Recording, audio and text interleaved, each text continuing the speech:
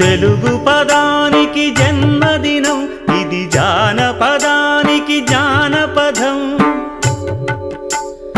ఏడు స్వరాలే ఏడు కొండలై కలసిన కలియుగ విష్ణు పదం.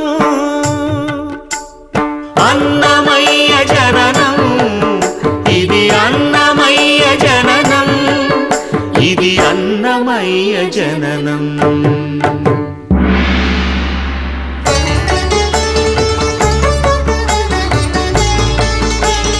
హరిషడ్వర్గము తెగనరికే హరిఖడ్గం ఇది నందకము.